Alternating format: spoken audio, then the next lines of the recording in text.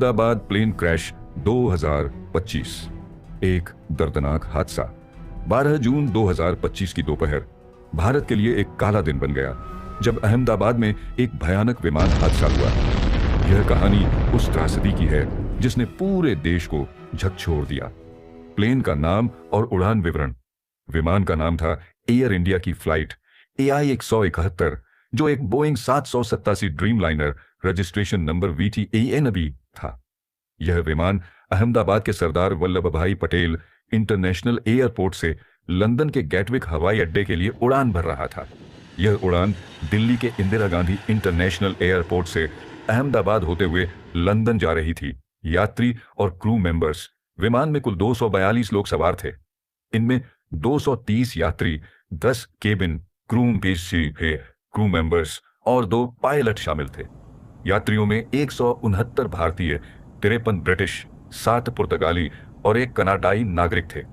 इनमें 103 पुरुष, 114 महिलाएं, 11 बच्चे और 2 नवजात शामिल थे। विमान में गुजरात के पूर्व मुख्यमंत्री विजय रूपाणी भी सवार थे, जिनकी इस हादसे में मृत्यु हो गई। हादसे की तारीख और समय।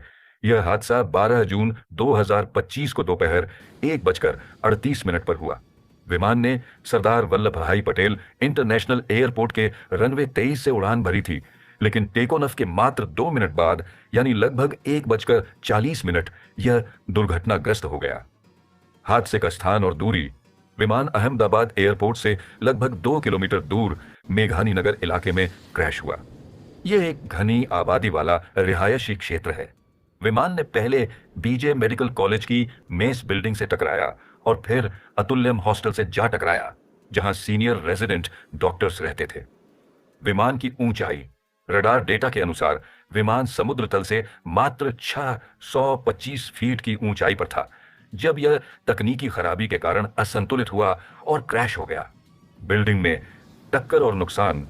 विमान के BJ मेडिकल कॉलेज के हॉस्टल से टकराने के बाद वहां भयानक आग लग गई। हॉस्टल में मौजूद कुछ डॉक्टर्स और मेडिकल छात्र घायल हुए और कम से कम 5 लोग जो इस बिल्डिंग में थे मारे गए।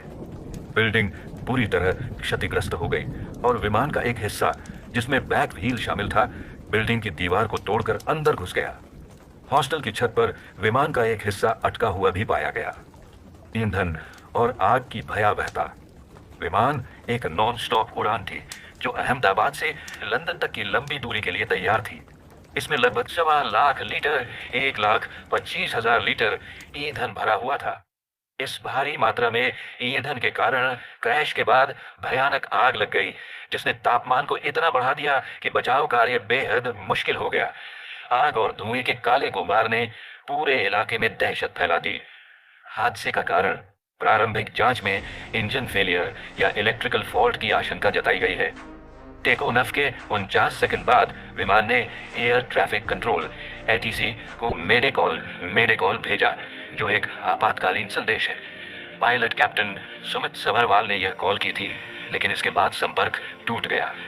कुछ रिपोर्ट्स में बताया गया कि विमान का पिछला हिस्सा टेक ऑफ के दौरान एक पेड़ से टकराया, जिसने हादसे को और गंभीर बना दिया। बचाव कार्य और एकमात्र जीवित यात्री। हादसे के बाद राष्ट्रीय आपदा प्रतिक्रिया बल, NDRF, दमकल विभाग, पुलिस और सेना की टीमें तुरंत मौके पर पहुंची।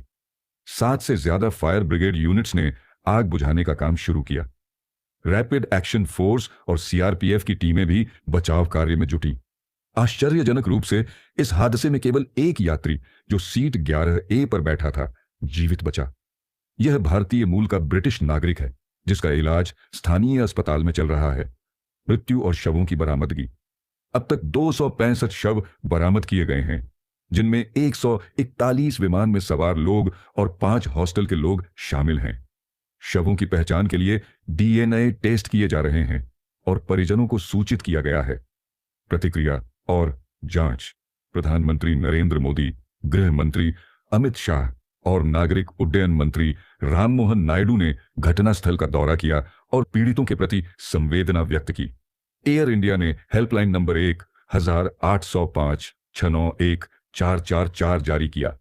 DGCA और विमान दुर्घटना जांच ब्यूरो AAOIB ने जांच शुरू कर दी है, जिसमें बोइंग कंपनी भी सहयोग कर रही है। निष्कर्ष। यह हादसा भारत के सबसे भीषण विमान हादसों में से एक है, जिसने न केवल यात्रियों और उनके परिवारों को बल्कि पूरे देश को गहरे शोक में डुबो दिया। एकमात्र जीवित यात्री की कहानी चमत्कार की तरह है, लेकिन सैकड़ों परिवारों का दर्द असहनीय है। जांच के नतीजे जल्द ही सामने आएंगे, जो इस त्रासदी के कारणों को स्पष्ट करेंगे।